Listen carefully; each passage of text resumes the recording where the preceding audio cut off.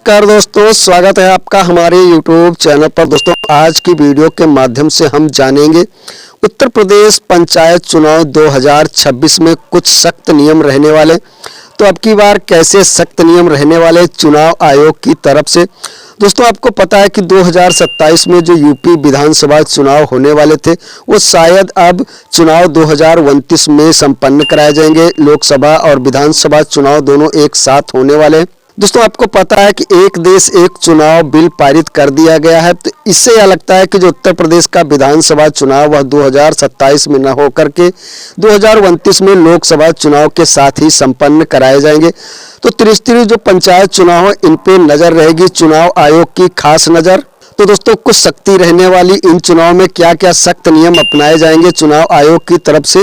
दोस्तों, चुनाव की अवधि में पंचायतों से संबंधित सरकारी व अर्ध सरकारी विभागों और संस्थाओं व सार्वजनिक उपक्रमों की ओर से कोई भी नई योजना, परियोजना या कार्यक्रम की न तो घोषणा की जाएगी न ऐसे कार्यक्रम प्रारंभ किए जाएंगे।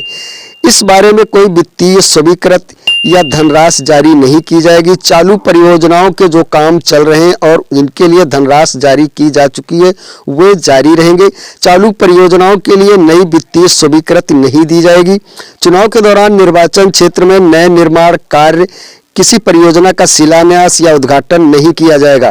दोस्तों, सरकारी दौरों को चुनाव प्रचार से नहीं जोड़ेंगे मंत्री। चुनाव के दौरान सरकार के मंत्री सरकारी दौरों को चुनाव प्रचार कार्य से नहीं जोड़ेंगे, ना ही सरकारी तंत्र या कर्मचारियों का उपयोग कर पाएंगे। सत्ताधारी दल और से जुड़े प्रत्याशी व इलेक्शन एजेंट किसी भी सार्वजनिक उपक्रम, सरकारी या अर्ध सरकारी विभाग जैसे निरीक्षण गृह, डाक बंगला, अन्य किसी विश्राम गृह का प्रयोग चुनाव प्रचार या चुनाव कार्यकाल के लिए नहीं करेंगे। केंद्र और राज्य सरकार के मंत्री किसी मतदान केंद्र पर वोटर न होने के अलावा अन्य किसी हैसियत से प्रवेश नहीं करेंगे। यानी कि अगर मंत्री उस पंचायत का वोटर नहीं है तो उस मतदान केंद्र पर कोई भी मंत्री प्रवेश नहीं करेगा। दोस्तों, यहाँ पर बताया गया रात 10 बजे से सुबह 10 बजे तक लाउड स्पीकर का प्रयोग प्रतिबंधित रहेगा। उम्मीदवार और उनके इलेक्शन एजेंट चुनाव प्रचार के लिए तय सीमा से ज़्यादा खर्च नहीं कर सकेंगे।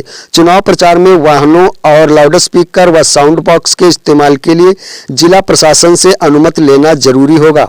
रात 10 बजे से सुबह 6 बजे तक लाउड स्पीकर व साउंड बॉक्स का प्रयोग प्रतिबंधित रहेगा और स्थायी तौर पर उन्हें स्थापित नहीं किया जाएगा। मंदिर, मस्जिद, गिरजाघर व गुरुद्वारा आदि पूजा स्थलों का इस्तेमाल चुनाव प्रचार व निर्वाचन से जुड़े कार्यों के लिए नहीं किया जाएगा। चुनाव प्रचार के लिए किसी व्यक्ति की भूमि, भवन, अहाते व दीवार का इस्तेमाल या उसकी अनुमति के बिना नहीं किया जाएगा। जैसे कि दीवार पर आप पोस्टर लगाना तो उसकी अनुमति के बिना नहीं किया जाएगा।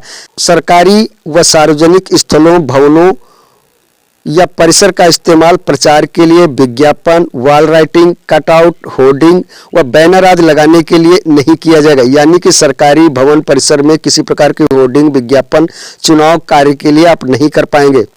उम्मीदवार और उनके चुनाव एजेंट जिला प्रशासन से पूर्व अनुमति लेकर ही सभा, रैली, जुलूस का आयोजन कर सकेंगे। इनका आयोजन इस तरह से किया जाएगा जिससे यातायात में बाधा न हो।